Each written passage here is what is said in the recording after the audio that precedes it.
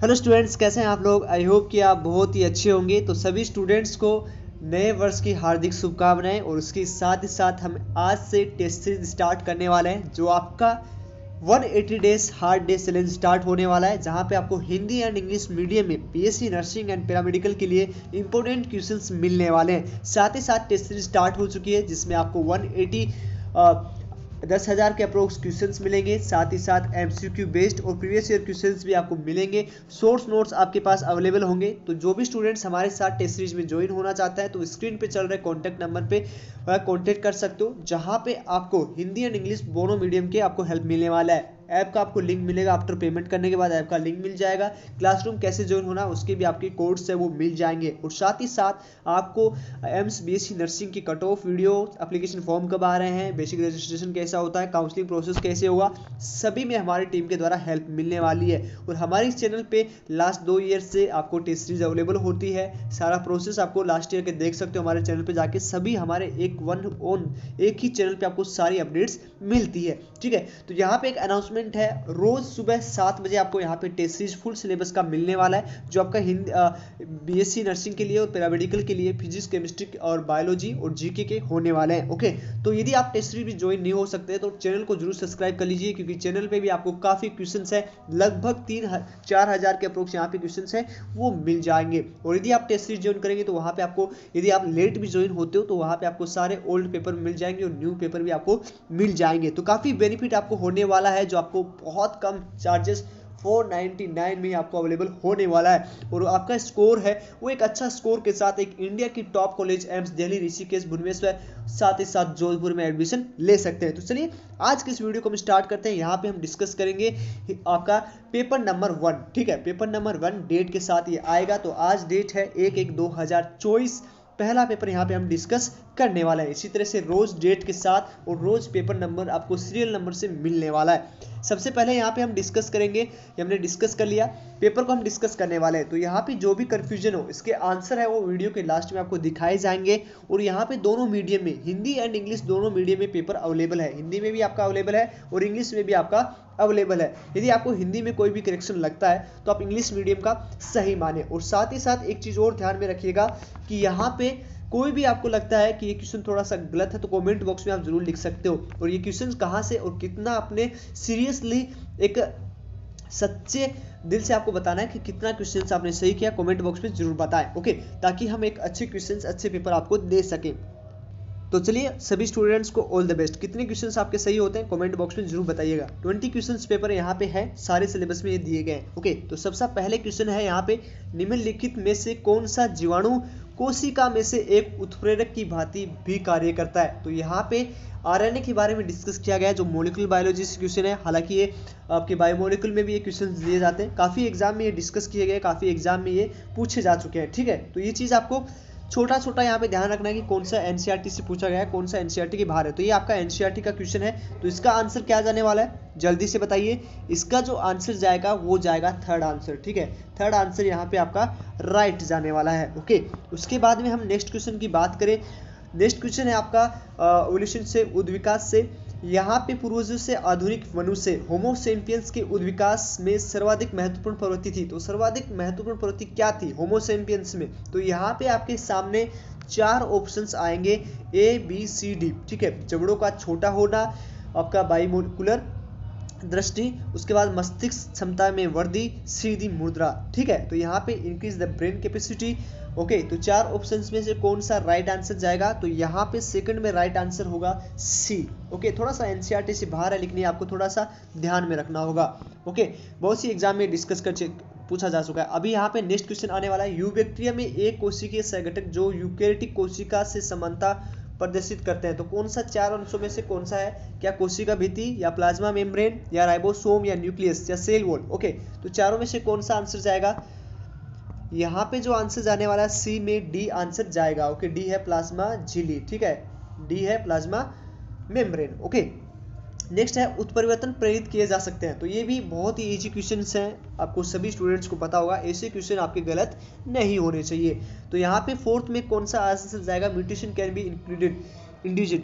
ठीक है, तो यहाँ पे आपका बाई IANA, ठीक है, इथाइलिन, बाई इथाइलिन। ओके, और गामा मतलब गामा विकिरणों द्वारा, अवरक्त विकिरण द्वारा। ठीक है, तो कौन सा आंसर जाएगा? चार ऑप्शन में से आपके पास, चारों ऑप्शन में से कौन सा राइट आंसर जाएगा? तो फोर्थ में राइट आंसर जाएगा सी। सी आपका राइट आंसर जाएगा। नेक्स्ट क्वेश्चन को हम बात करेंगे, ये आपका स्थलीय पादपों में द्वार कोशिकाएं अन्य बाह्य त्वचीय कोशिका से निम्नलिखित में से भिन्न होती है। इंग्लिश मीडियम में यहाँ आप देख सकते हो, यदि आप इंग्लिश मीडियम से हो तो इधर से आप देख लीजिएगा। ओके, तो इसमें से कौन सा, ये भी एनसीईआरटी का क्वेश्चन है, बहुत ही इजी क्वेश्चन है। चारों ऑप्शन है, माइक्रोकोंडिया और उसके बाद में अंतःप्रवेश जालिका और कोशिका पंजर और हरित लौक। ठीक है, कौन सा आंसर जाएगा? तो यहाँ पे क्वेश्चन फिर से रीड कर लीजिए फिफ्थ का और इसका आंसर बताइए। तो फिफ्थ में जो आंसर जाने वाला है वो सी आंसर यहाँ पे जाएगा। ठीक है, तो फिफ्थ में सी आंसर जाएगा। ओके, सॉरी, सी आंसर यहाँ पे जाने वाला है। तो फिफ्थ में आपका गया कौन सा answer? C answer. Okay, next हम बात करेंगे वायु परागण सामान्यतः पाया जाता है। तो ये बहुत ही इजी क्वेश्चन है, बहुत सारे एग्जाम में पूछा गया है। तो क्या, किसमें? तो 6 में जो राइट आंसर जाएगा सभी स्टूडेंट्स को पता है, ग्रास में। ठीक है, तो ये आपका एनसीईआरटी का क्वेश्चन है। नेक्स्ट हम क्वेश्चन की बात करेंगे, सातवें क्वेश्चन को हम डिस्कस करेंगे, निम्नलिखित में से कौन सा रीनल पैरामीडिक का भाग नहीं है। ये भी बहुत इजी क्वेश्चन है, एनसीईआरटी का क्वेश्चन है। ऐसे क्वेश्चन आपके गलत नहीं होने चाहिए। देखो, ज़्यादा कुछ नहीं पूछा जाता आपके एग्जाम में, आपकी एग्जाम में सिर्फ वही क्वेश्चन आएगा जो आपके सिलेबस में है। तो 7 में जो आंसर जाएगा वो आपका जाएगा ए। नेक्स्ट क्वेश्चन के हम डिस्कस करने वाले हैं 8वें क्वेश्चन में। 8वें क्वेश्चन में जाने वाला है क्या, यहाँ पे बहुत ही इजी क्वेश्चन है, कीट रोगाणु, ठीक है, के प्रतिरोगिता हेतु संकरण एवं चयन द्वारा विकसित की गई हिमगिरी एक प्रजाति है। किसकी प्रजाति है? ये बहुत ही इजी क्वेश्चन है, बहुत बार ये एग्जाम में पूछा चुका है। तो 8 में आपका आंसर आएगा, क्या आंसर जाने वाला है? सी। ठीक है, तो हेमगिरी आप सभी स्टूडेंट्स को पता किसके लिए प्रजाति करेंगे, तो ये आपका एनसीईआरटी में लिखा हुआ है, क्लियरली लिखा हुआ है। तो यहाँ पे आपका सी आंसर जाएगा। नेक्स्ट हम बात करेंगे यहाँ पे नेक्स्ट क्वेश्चन में, जब एक न्यूरॉन विश्राम अवस्था में होता है अर्थात किसी आवेग को संचारित नहीं कर रहा है तब एक। तो 9 में आपका बहुत इजी क्वेश्चन है, इंग्लिश मीडियम में आप देख सकते हो। क्या आंसर आपका जाने वाला 9 में बताइए? 9 में जो आंसर जाएगा आपका, जब एक न्यूरॉन विश्राम अवस्था में होता है अर्थात किसी आवेग को संचारित नहीं कर पाता तब एक्सोन कला पे क्या होता है। तो देखो, Na+ और K+ आयनों के वहाँ पे जो है ट्रांसफर होता है, ठीक है, जो कि एक्टिव। तो इसमें A, B, C, D चारों ऑप्शन में क्या आंसर जाएगा? इंग्लिश मीडियम आप इजीली देख सकते हैं। Same for both Na+ and K+ ion. Okay, उसके बाद है Na तथा K+ आयनों द्वारा एक अपराग में, उसके बाद में C और D। तो कौन सा आंसर इसमें जाएगा? राइट आंसर क्या है? तो 9th में जो राइट आंसर है वो जाएगा आपका सी। ठीक है, तो सी यहाँ पे राइट आंसर आपका जाने वाला है। क्या जाने वाला है? सी आपका राइट क्वेश्चन जाएगा। अब यहाँ पे नेक्स्ट क्वेश्चन बहुत इजी है, निम्नलिखित में से किसकी जाति में बीजाणुकाई बहुपूर्णता, ठीक है, पाई जाती है। ओके, तो यहाँ पे चारों ऑप्शन आपके साथ में है, टिट्रिकम, बेसिका, उसके साथ ही साथ सिट्रस। तो ये इजी क्वेश्चन है, बहुत बार क्वेश्चन पूछा गया है। तो इसका जो 10 का आंसर जाएगा वो डी आंसर जाएगा, सिट्रस। हमेशा याद रखना, ये एनसीईआरटी का क्वेश्चन है, बहुत इजी क्वेश्चन है, एनसीईआरटी की लाइन से उठाया हुआ क्वेश्चन है। और ऐसे क्वेश्चन यदि आप कंफ्यूजन में आके गलत करते हो तो फिर आपका सिलेक्शन नहीं होगा। ओके, नेक्स्ट क्वेश्चन को हम बात करें, कोशिका में पेप्टाइड संश्लेषण होता है। बहुत इजी क्वेश्चन है, बहुत इजी क्वेश्चन है, सब स्टूडेंट्स को पता है। इसका आंसर क्या जाने वाला है? राइबोसोम में। ठीक है, राइबोसोम में पेप्टाइड संश्लेषण होता है, ये चीज ध्यान में रखिएगा। तो यहाँ पे इसमें जाएगा आंसर सी। सी इसका आंसर जाने वाला है। नेक्स्ट क्वेश्चन को हम डिस्कस करने वाले हैं 12वें नंबर क्वेश्चन को, जब दो असंबंधित जीवों तथा श्रेणियों का संकरण करवाया जाता है तो F1 संकरण अपने जनकों से उच्च गुणवत्ता वाले होते हैं, इस परिघटना को क्या कहते हैं? ये भी एक एनसीईआरटी की लाइन है, एनसीईआरटी की एक लाइन है। तो इसका क्या आंसर जाएगा? चारों ऑप्शन आपके सामने है। तो 12 में जो आपका राइट आंसर जाएगा वो डी, ठीक है, हाइब्रिड। नेक्स्ट क्वेश्चन की हम बात करेंगे, तो नेक्स्ट क्वेश्चन है का अंधा को कैम्बियम उसके साथ द्वितीयक वलगुट सामूहिक रूप से क्या कहलाते हैं? तो ये बहुत ही इजी क्वेश्चन है, यहाँ से आप देख ले सकते हो, एनसीईआरटी का क्वेश्चन है, बहुत बार एग्जाम में पूछा गया है। तो यहाँ पे इसका राइट आंसर क्या जाएगा? चार ऑप्शन आपके सामने है। तो यहाँ पे राइट आंसर जाएगा 13 में 13 में आपका राइट आंसर क्या जाएगा? बी। बी आपका राइट आंसर जाएगा। ठीक है, क्या जाएगा? बी आपका राइट आंसर जाएगा। बी आपका राइट आंसर जाएगा। नेक्स्ट हम क्वेश्चन की बात करें, 14वें क्वेश्चन की बात करेंगे। तो मनुष्य में सामान्य आवर्त चक्र के दौरान एलएच का तीव्र लगभग किस दिन स्रावित होता है? During the normal. ये जो क्वेश्चन है वो बहुत इजी क्वेश्चन है। 14 day, 5th day, 20th day, 11वें दिन। तो कौन से दिन होगा? 14वें दिन होगा या 5वें दिन या 20वें दिन या 11वें दिन? सभी को पता है, बहुत इजी क्वेश्चन है। 14 में जो आपका आंसर जाएगा वो है 11वें दिन। इतने इजी क्वेश्चन होते हैं लेकिन मोस्टली स्टूडेंट रिवीजन करने के कारण ऐसे क्वेश्चन गलत करते हैं। ओके, उसके बाद में यहाँ पे यदि मान लो यहाँ पे 14वें दिन दिया गया है, थोड़ा सा ऑप्शन यहाँ पे दूर दूर है। यदि 12, 13, 14 दिया होता तो काफ़ी स्टूडेंट्स कंफ्यूजन में आ जाते और चौथा ऑप्शन होता 15। तो यहाँ पे स्टूडेंट्स कंफ्यूजन में आते और कहीं न कहीं गलत आंसर करके आते। ठीक है, तो आपको ऐसी गलतियाँ नहीं करना है। यदि आपके एनसीईआरटी के क्वेश्चन आते हैं तो आपको उस पर फोकस करना है कि ये मेरा एनसीईआरटी का क्वेश्चन है और इस क्वेश्चन को सारे स्टूडेंट्स सही करने वाले हैं। यदि कोई स्टूडेंट्स गलत करेगा तो वो बाहर पहले हो जाएगा। ये चीज़ ध्यान में रखना है।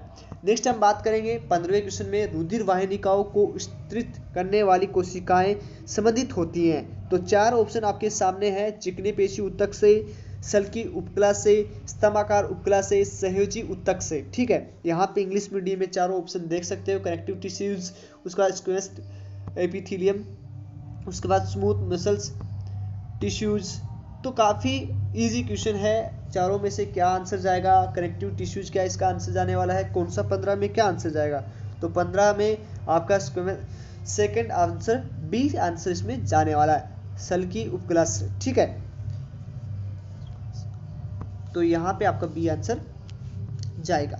नेक्स्ट हम क्वेश्चन को बात करें, माइक्रोस्पोरस नामक रोगाणु जो मनुष्य में दाद नामक रोग उत्पन्न करने के उत्तरदायी होते हैं, उसी जगत का है जिस जगत से संबंधित है। किससे है? ठीक है, तो ये बहुत इजी क्वेश्चन है। यदि आपको नहीं आता हो तो इसको रट लीजिए। ये है आपका, इसमें 16 में जो आंसर जाने वाला है वो आपको जाएगा एक कवक। ठीक है, यहाँ पे आप थर्ड आंसर इसमें जाएगा। ठीक है, तो थर्ड आंसर इसमें 16 में जाने वाला है। उसके बाद में हम नेक्स्ट क्वेश्चन की बात करें, 18वें 17वें क्वेश्चन की। तो मनुष्य के शुक्रिय प्लाज्मा में प्रचुर होता है, क्या होता है? फ्रैक्टोज होता है, सभी स्टूडेंट्स को पता है। तो 3 ऑप्शन में से 4 ऑप्शन में से फ्रक्टोज किस किस में होता है? तो यहाँ पे एक ऑप्शन तो पहले ही कट जाएगा। ठीक है, तो यहाँ पे ऑप्शन काटना भी सीख लीजिए। एक ऑप्शन कट गया, अब आपके पास 3 है, तो कौन कौन सा होता है? फ्रक्टोज, कैल्शियम या कुछ एंजाइम। तो यहाँ पे एंजाइम होता है या नहीं होता? तो 17वें आंसर 17 में क्या होगा? एंजाइम तो होता है, तो एंजाइम होता है। तो यहाँ पे देखो एंजाइम इसमें बोला नहीं है, तो ये तो चले जाएगा। और इसमें निम्न मात्रा में, परंतु कैल्शियम कुछ और परंतु कैल्शियम की निम्न मात्रा नहीं, ऐसा कुछ नहीं होता है। इसमें आंसर जाएगा फर्स्ट। ठीक है, ये एनसीईआरटी की लाइन है तो आप ध्यान से देख लीजिएगा। तो 17 में आपका जाएगा फर्स्ट आंसर। नेक्स्ट हम बात करें 18वें क्वेश्चन में, वर्गीकरण की जाति वर्तीय पद्धति आधारित है, किस पे है? ठीक है, तो ये भी आपका एनसीईआरटी क्वेश्चन है। तो यहाँ पे आप देख सकते हो 18 में जो आंसर जाएगा वो जाएगा विकासीय संबंधों पे। ठीक है, फर्स्ट आंसर यहाँ पे राइट आंसर जाएगा।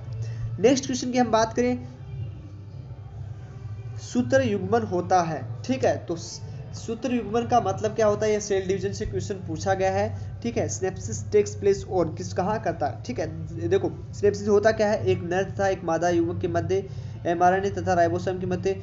यहाँ पे क्लियरली एक मेंशन किया गया, आंसर आपको सेम सही दिख गया कि 2 समजात गुणसूत्रों के मध्य। ठीक है, पेकाइटिन, आपने टेलोफेज, सारी आपने फेज पढ़ी होगी और वहाँ पे क्वेश्चन आपको मिल जाएगा। तो 19 में आपका आंसर जाएगा डी। ठीक है, तो सारी जो फेजेस होती है, प्रोफेज, टेलोफेज, ठीक है, मेटाफेज, तो सारी एकदम आपको क्लियरली होनी चाहिए। यदि वहाँ से कोई क्वेश्चन आता है तो आपको सभी क्वेश्चंस हैं वहाँ के सही करने हैं। ठीक है, और ये बहुत ही इजी क्वेश्चन है तो इसमें डी आंसर जाने वाला है। तो 19 में आपका डी आंसर जाएगा। नेक्स्ट हम बात करेंगे 20 नंबर क्वेश्चंस को, यहाँ पे हम डिस्कस करने वाले हैं। तो 20वें क्वेश्चन में क्या आंसर जाने वाला है? तो 20वें क्वेश्चन में जाएगा, निम्नलिखित जंतु युग्मों में से कौन से जबड़े रहित मीन के अंतर्गत संबंधित है? ये थोड़ा सा एनसीईआरटी से पूछा गया है, काफी स्टूडेंट्स को याद नहीं रहता। तो ऐसे क्वेश्चन यदि जब आपके सामने आते हैं तो आंसर उसका याद रखिएगा। तो इसमें 20 में जो आंसर जाएगा वो सी आंसर यहाँ पे जाने वाला है। ठीक है, तो सी आंसर यहाँ पे जाएगा। क्वेश्चन एक बार 20वां फिर से देख लीजिए। ये आपके चारों ऑप्शन आपके सामने है। तो यहाँ पे सभी के आंसर की हाँ आप देख चुके होंगे, यहाँ से आप देख सकते हो। ओके, सभी आंसर की दिया गया है। यदि किसी स्टूडेंट को कोई क्वेश्चन में करेक्शन लगता है तो कमेंट बॉक्स में जरूर बताएं। साथ ही साथ पेपर कैसा लगा वो आप एक बार कमेंट बॉक्स में जरूर बताएं। थोड़ा सा यहाँ पे जो है स्टार्टिंग में कई बार दिक्कत होती है पेपर अपलोड करने में, तो काफ़ी जो जितने भी डाउट्स या टेक्निकल इश्यू होंगे वो जल्द से जल्द हम जो है सोल्व करने की कोशिश करेंगे। इस तरह से प्रतिदिन आपको टेस्ट पेपर मिलने वाला, तो इसलिए आपको चैनल को सब्सक्राइब कर लेना है। और साथ ही साथ यदि आप टेस्ट सीरीज ज्वाइन होना चाहते हो, ये पीडीएफ आपको वहीं पे अवेलेबल होंगी। चाहे यदि आप लेट ज्वाइन हो रहे हो, ठीक है, लेट ये वीडियो देख रहे हो, तो भी आप ज्वाइन हो सकते हो। आपके पुराने पेपर सब मिल जाएंगे। साथ ही साथ 110,000 प्लस क्वेश्चन जिनको सोल्यूशन के साथ मिलेगा। तो इस साल आपको एम्स दिल्ली में एडमिशन लेना है तो जुड़ जाइए हमारे साथ। प्रतिदिन प्रैक्टिस कीजिए, प्रतिदिन अपना स्कोर बढ़ाने की कोशिश कीजिए, और एक अच्छी कॉलेज में, एक टॉप कॉलेज से आप बीएससी नर्सिंग करके यदि आप जाओगे तो कहीं ना कहीं आपका पैकेज है, कहीं ना कहीं आपका जॉब है वो एकदम सिक्योर हो जाएगा। तो चलिए आज इस वीडियो में इतना ही। मिलते हैं आपसे। टेलीग्राम इंस्टाग्राम की लिंक नीचे डिस्क्रिप्शन में है। चैनल को सब्सक्राइब नहीं किया तो कर लीजिए। चलिए मिलते हैं आपसे नेक्स्ट वीडियो में, तब तक के लिए बाय बाय, टेक केयर।